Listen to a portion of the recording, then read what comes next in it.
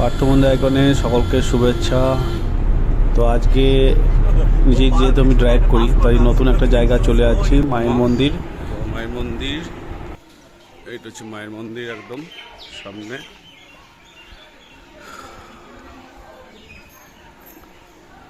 কালী পুজোর সময় পুজো হয়, খুব ধুমধাম করে পুজোটা হয়। এটা হচ্ছে মায়ের মন্দিরে চলে এলো। এটাই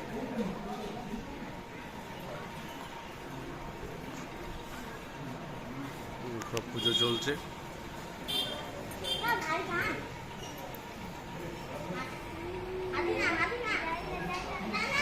এই জায়গাটা খুব জাগ্রত, অনেকজন হয়তো নাম শুনেছেন, আবার অনেকজন এসেছেন। বোলপুর থেকে প্রায় 45 কিলোমিটার রাস্তা, ইলামবাজার আর দুবরাজপুরের মিডিলে, দুবরাজপুর প্রায় কাছাকাছি। খুব জাগ্রত মা, লোবা মা।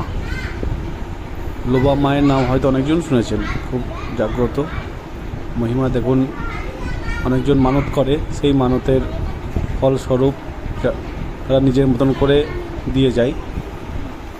তো সেই হিসাবে পুজো করতে এসেছিলাম আমরা। সেই পুজো আমাদের কমপ্লিট।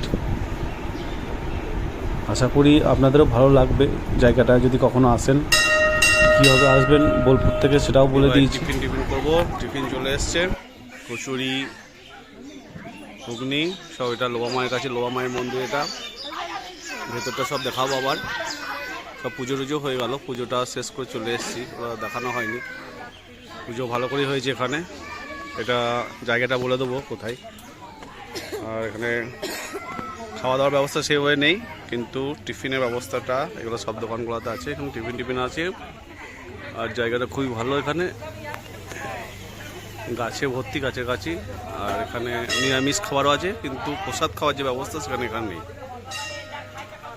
আমাদেরকে দিতে চলে আসছে খাবার। হ্যাঁ, তুমি নাও, নিচ্ছি। আর এখানে নিরামিষ সব খাবারগুলো আছে। বোলপুর শান্তিনিকেতন থেকে এখানে মোটামুটি 45 কিলোমিটার রাস্তা আছে। আর ভিতরটা দেখাবো। ভিতরের পুজো হয়ে গেছে, কিন্তু তাও একবার দেখিয়ে আসবো। পুজো শেষ করেছি।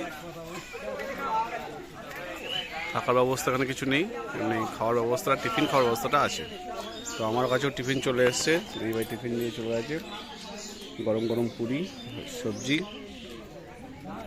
খাচ্ছে।